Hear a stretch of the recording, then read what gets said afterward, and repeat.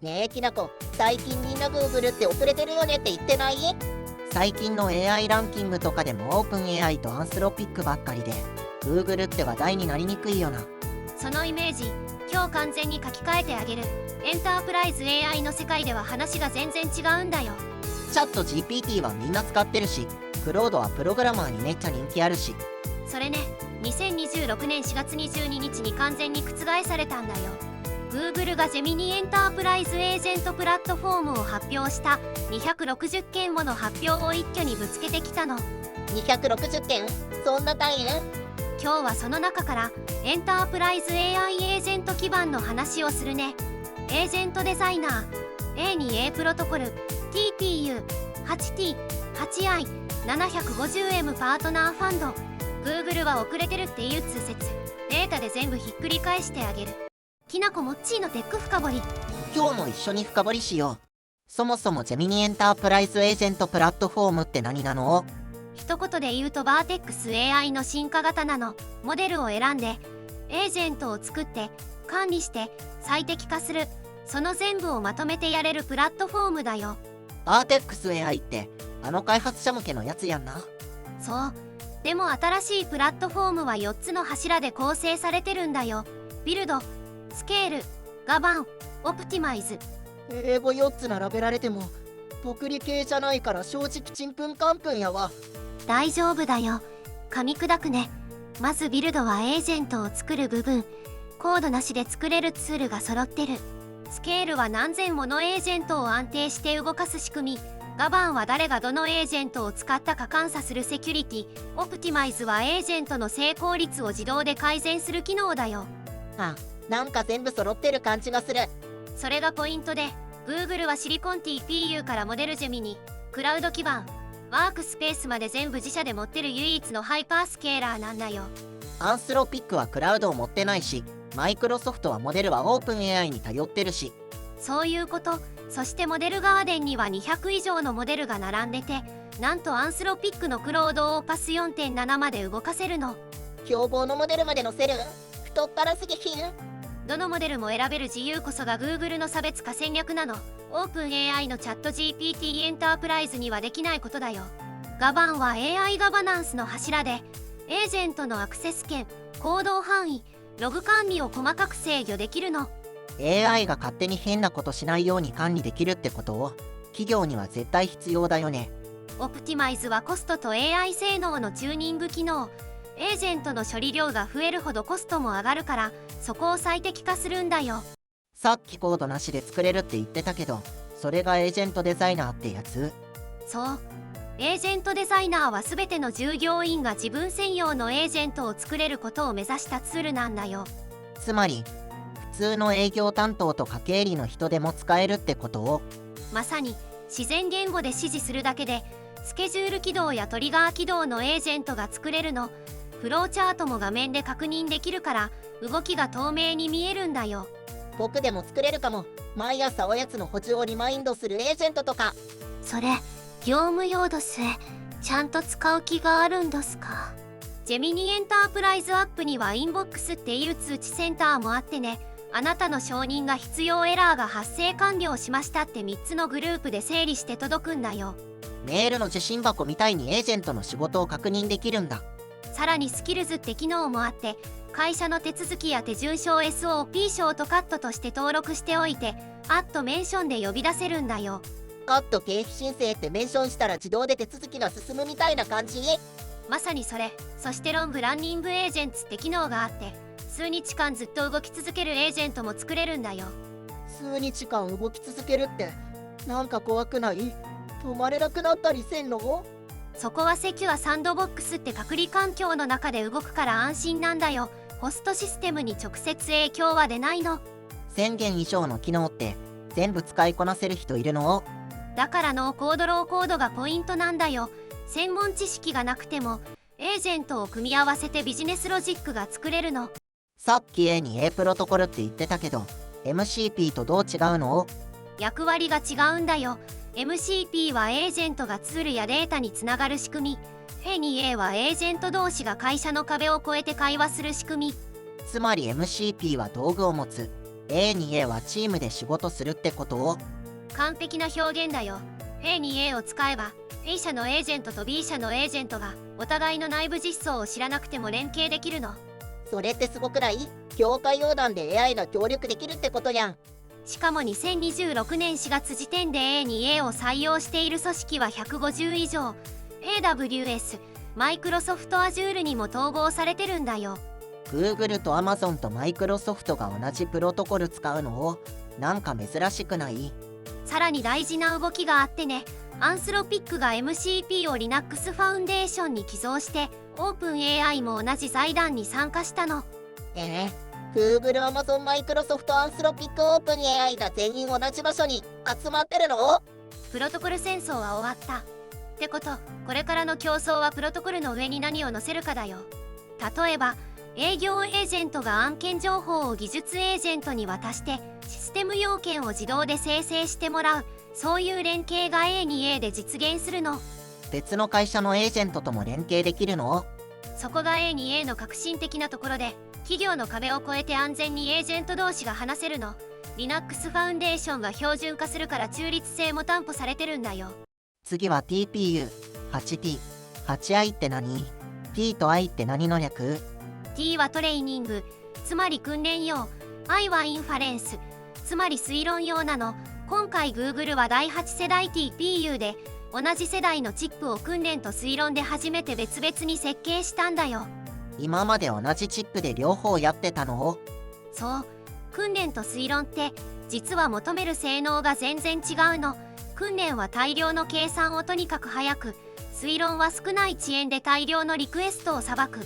TPU8T は単一スーパーポットで9600チップ、121エクサフロップス、全世代比約3倍の演算性能を達成したの。121エクソフロップス、なんか宇宙規模の数字で意味わからん。1秒間に1億2100兆回の計算ができるってこと。人類全体が計算機代わりに働いても絶対に追いつかないスピードだよ。なんか怖い。推論側の TPU8i は方向性が違ってオンチップ SRAM が全世代の3倍になってるの。これで推論コストを 80% 改善できるって言ってるよ。推論コストが下がるってユーザーから見たら AI がもっと安く使えるってことを？そういうこと。そしてこの TPU をネットワークでつなぐバーボっていう新技術でなんと100万以上の TPU を一つのクラスターとして動かせるようになったんだよ。 TPU、8T、8I の分離設定って実際のコストにどれくらい影響するの？推論専用に最適化された 8i は電力効率が大幅に改善してるって言われてるの。企業の AI 利用コストを直接下げる効果があるんだよ。 750M パートナーファンドって何？ Google が約1125億円投資するの？正確にはエージェント開発を加速するための7億5000万ドルのパートナーファンドだよ。 Google のパートナーエコシステムは SI、コンサル、ソフトウェア合わせて12万社以上いるの。その12万社にお金を配るの？現金そのものじゃなくてね、サンドボックスクレジット、需要創出支援、デプロイバウチャーの3種類、さらに FDE、フォワードデプロイドエンジニアリングという Google 側のエンジニアを直接派遣するサービスも含まれてるの。 Google のエンジニアが手伝いに来てくれるの？それは心強い。アクセンチャー、キャップジェミニ、デロイト、PWC、TCS といったコンサル大手に FDE を送り込む発表もされてるの。これは要するに実装人材の供給戦争だよ。供給戦争を？どれだけ良い AI プラットフォームを作っても使い方を教える人材が足りなかったら広まらないんだよね。だから Google は Google のプラットフォームを使いこなせる人材の軍団を育てようとしてるの。なるほど、モデルの戦争じゃなくて人材の戦争に移ってきてるんだね。ちなみに比較するとアンスロピックのクロードパートナーネットワークは 100M、 Google は 750M だからね。規模が全然違う。じゃあ結局シェアの話でいくと Google って実際どのくらい使われてるの？メンロベンチャーズの2025年調査によるとエンタープライズ LLM API 支出シェアはアンスロピックが 40%、 オープン AI が 27%、 Google が 21% なの。アンスロピックが一番多いの？クロードってそんなに B2B で使われてる？コーディング領域でアンスロピックが圧倒的だからね。でも大事なのはトレンドだよ。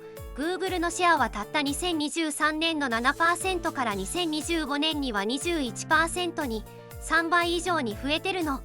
3倍はすごい成長だね。しかも Google のクラウド事業全体で見ると2025年 Q4 の成長率は 48% で AWS Azure を上回って3社中最速なの。でもクラウド全体と AI モデルのシェアは別の話じゃないの？鋭い。ここが面白いところで、競合のアンスロピックが Google の TPU を最大100万ユニット使う契約を拡大してる。Apple も新しい Siri をジェミニベースで作ってるって報道がある。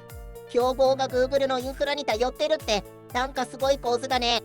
Google は遅れてるわ。チャット GPT とクロードアプリの可視性に引っ張られた印象なの。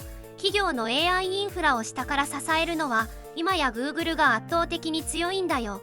企業としてはどこを選べばいいんだろう。全部試せないし。既存の Google ワークスペースユーザーならジェミニーチヨに近い。でも新規で AI 基盤を選ぶなら業務の複雑さとスケールで判断するのがいいと思うよ。なんか選択肢多すぎてどれがええかわからへんな。そこで役立つのが今日の動画だよ。各プレイヤーの強みを知っておくだけで判断がずっと楽になるから。日本の企業でもジェミニエンタープライズって使われてるの？あるよ。メルカリがジェミニエンタープライズでコールセンター業務を刷新してて、担当者の業務量を最低 20% 削減、500% の ROI 予測って出てるの。500% の ROI めちゃくちゃ元取れてるやん。スクウェア・エニックスはドラゴンクエスト X オンラインにジェミニベースのキャラクターを実装してるし、ループは AI エージェントで電動キックボードのメンテナンス需要予測を自動化してるんだよ。ゲームから交通までいろんな業界で使われてるんだね。KDDIK も使ってるって聞いたことあるけど。 KDDIK 企業が顧客対応エージェントシステムをジェミニエンタープライズ上で構築してるよ。複数エージェントの共同で問い合わせ処理を自動化してるの。製造業や金融でも使われてるの？国内では製造業の品質検査自動化、金融の審査補助、小売の在庫最適化など幅広い業種でエージェント化が進んでるよ。7月には Google クラウド NEXT 東京が東京ビッグサイトで開催予定だよ。日本向けのセッションも増えるはずだから興味ある人はチェックしてみてね。今日一体聞いたけど結局 Google って遅れてないどころか強いってこと？ Google が遅れてるは間違い。でも Google が全部買ってるも間違い。正確には5強競争なんだよ。オープン AI は消費者ブランドと推論力が強い。アンスロピックはコーディングと AI 安全性が強い。マイクロソフトはオフィス経由の配信力が最強。AWS はインフラ規模が最大。そして Google はフルスタック垂直統合が唯一無二の強みなんだよ。それぞれ得意分野が違うんだね。今回のクラウドネクスト26が示したのは Google の競争軸がもはやうちのモデルが一番賢いじゃないってことなの。エージェントを組織全体で運用できる基盤を持っているのはうちだけ。これが戦略の核心なんだよ。エージェントデザイナーでビジネスユーザーを取り込み A2A で業界標準を確立し TPU、8T、8I でコスト構造を変え 750M で実装人材を育てる。つまり AI が使えるかじゃなくて AI を組織に熱化せられるかの競争になってきてるんだね。そう。そしてその戦いの最終ラウンドは実装人材の供給戦争だって 750M のファンドが証明してると思う。今日もたくさん学んだね。